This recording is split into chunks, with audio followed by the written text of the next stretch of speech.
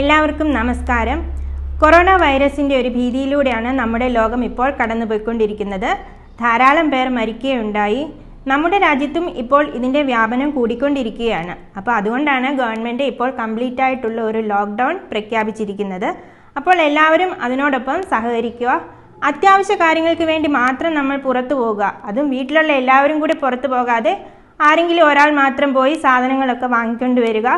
വീട്ടിൽ വന്നതിന് ശേഷം നന്നായി സോപ്പിട്ടൊന്ന് കുളിക്കുക. അപ്പോൾ ഈ വൈറസ് പകരുന്നത് മനുഷ്യരിൽ നിന്ന് മനുഷ്യരിലേക്കാണ് പകർന്നുകൊണ്ടിരിക്കുന്നത്. അപ്പോൾ നമ്മൾ ഓരോരുത്തരും വിചാരിച്ചെങ്കിൽ മാത്രമേ ഇതിൻ്റെ വ്യാപനം തടയാൻ പറ്റുകയുള്ളൂ. അപ്പോൾ എല്ലാവരും ജാതിമത രാഷ്ട്രീയമായിട്ടുള്ള എല്ലാ പിണക്കങ്ങളും വാശികളും ഒക്കെ മാറ്റിവെച്ചുകൊണ്ട് മാനസികമായി ഒറ്റക്കെട്ടായി നിന്നുകൊണ്ട് സമൂഹത്തിൽ നിന്നും അല്പം അകലം പാലിക്കുക. അപ്പോൾ ലോകത്ത് നിന്ന് ഇതിൻ്റെ വ്യാപനം പെട്ടെന്ന് തന്നെ പോട്ടെ എന്ന് പ്രാർത്ഥിച്ചുകൊണ്ട് നമുക്ക് ഇന്നത്തെ ഈ കുഞ്ഞു വീഡിയോയിലേക്ക് പോകാം. ഇന്ന് നമ്മൾ തയ്യാറാക്കുന്ന റെസിപ്പി റവ ദോശയാണ്. അപ്പോൾ അത് എങ്ങനെ തയ്യാറാക്കാമെന്ന് നോക്കാം.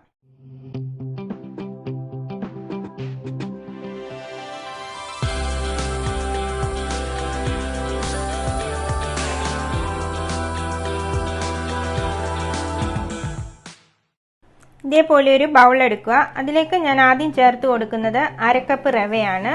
അതിനുശേഷം അതിലേക്ക് 1/2 കപ്പ് അരിപ്പൊടി. പിന്നെ നമ്മൾ ഇതിലേക്ക് ചേർത്ത് കൊടുക്കുന്നത് 1/4 കപ്പ് ഗോതമ്പ് പൊടിയാണ്. മൈദ ഉണ്ടെങ്കിൽ അതായാലും മതി. ഞാനിവിടെ മൈദ ചേർക്കുന്നില്ല, അതിന് പകരം ഗോതമ്പ് പൊടിയാണ് എടുത്തിരിക്കുന്നത്. അടുത്ത നമ്മൾ ഇതിലേക്ക് ചേർത്ത് കൊടുക്കുന്നത് ചെറുതായിട്ട് അരിഞ്ഞു വെച്ച സവാളയാണ്.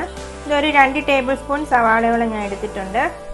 പിന്നെ ഇതിലേക്ക് ചേർക്കുന്നത് കറിവേപ്പില ചെറുതായി അരിഞ്ഞത്, മല്ലിയില ചെറുതായിട്ട് അരിഞ്ഞത്, അതേപോലെ തന്നെ ഒരു ചെറിയ കഷ്ണം ഇഞ്ചി, പിന്നെ ഒരു ചെറിയ പച്ചമുളക്.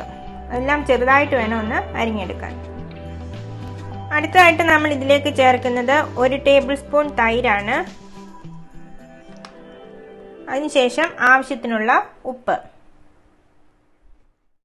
അവസാനമായിട്ട് ഇതിലേക്ക് 1/2 ടീസ്പൂൺ ജീരകവും അതേപോലെ തന്നെ ചെറുതായിട്ടൊന്ന് ക്രഷ് ചെയ്തെടുത്ത കുരുമുളക് പൊടിയും കൂടെ ചേർക്കുന്നുണ്ട്. ഇനി ഇതെല്ലാം കൂടെ നമുക്കൊന്ന് മിക്സ് ചെയ്തെടുക്കാം. അതിനായിട്ട് കുറച്ചായിട്ട് നമുക്ക് വെള്ളം ഒഴിച്ചു കൊടുക്കാം. ഇതിപ്പോൾ നന്നായി മിക്സ് ചെയ്തെടുത്തിട്ടുണ്ട്. ഈ ഒരു കൺസിസ്റ്റൻസി വേണം ഇതിരിക്കാൻ. നല്ല ലൂസായിട്ടുള്ള മാവാണ് വേണ്ടത്. ഇനി ഇതൊരു 20 മിനിറ്റ് വെച്ചതിന് ശേഷം നമുക്ക് ദോശ ഉണ്ടാക്കി തുടങ്ങാം. ദോശ ഉണ്ടാക്കാനായിട്ട് ഞാനിപ്പോൾ തവ വെച്ച് കൊടുത്തിട്ടുണ്ട്. അതിലേക്ക് ഒരല്പം നെയ്യ് ഒഴിക്കുകയാണ്. എന്നിട്ട് ഞാനിതൊന്ന് സ്പ്രെഡ് ചെയ്ത് കൊടുക്കുക. ഇതിലേക്ക് നമുക്ക് മാവ് ഒഴിച്ചു കൊടുക്കാം. മാവ് ഇതേ രീതിയിലൊന്ന് ഒഴിച്ചു കൊടുത്താൽ മതി, അല്ലാതെ നമ്മൾ തവി വെച്ച് പരത്തി കൊടുക്കേണ്ട ആവശ്യമില്ല. ഇപ്പോൾ ഞാൻ ഒഴിച്ചു കൊടുത്തിട്ടുണ്ട്. നന്നായിട്ടൊന്ന് ക്രിസ്പി പോലെ ആകുമ്പോൾ നമുക്ക് ഒന്ന് തിരിച്ചിട്ട് കൊടുക്കാം. ഇനി നമുക്കിതൊന്ന് തിരിച്ചിട്ട് കൊടുക്കാം.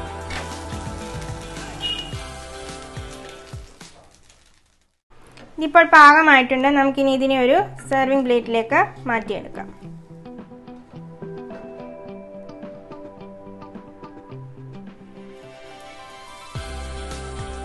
ഇതേപോലെ തന്നെ നമുക്ക് ബാക്കിയുള്ളതും ചുട്ടെടുക്കാം.